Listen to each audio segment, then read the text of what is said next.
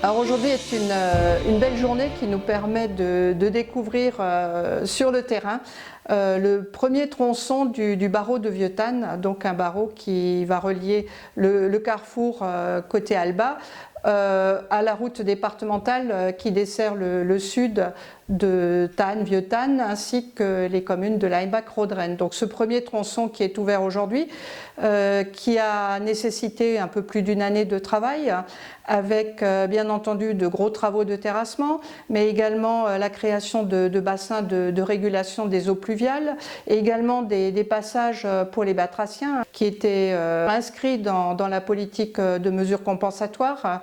On a des crapauds calamites qui sont des espèces protégées et qu'il nous a fallu prendre en compte.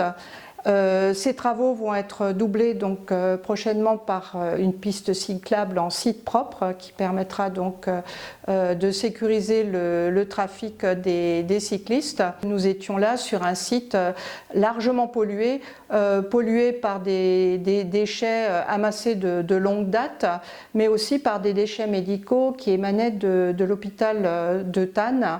Donc ces déchets ont été évacués et ont permis de nettoyer le site avant les travaux de voirie. Cette journée ne marque qu'une première étape dans tout le travail que nous menons pour fluidifier les mobilités dans la vallée de la Thur.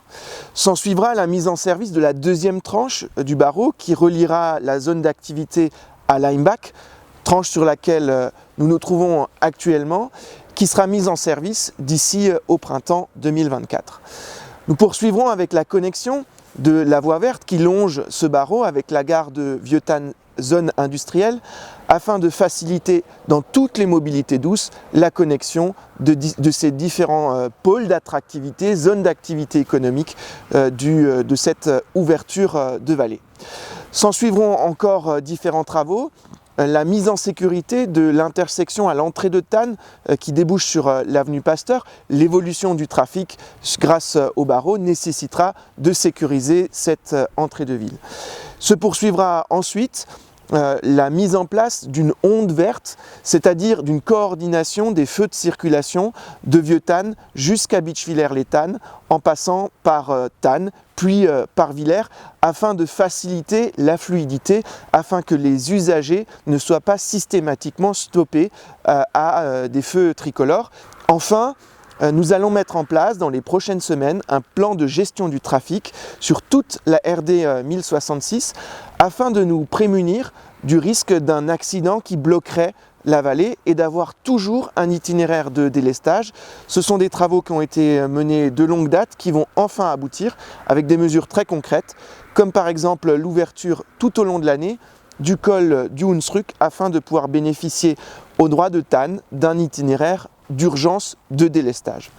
Et enfin, nous poursuivons les travaux sur la construction de la dénivellation du passage à niveau 22 à Thann.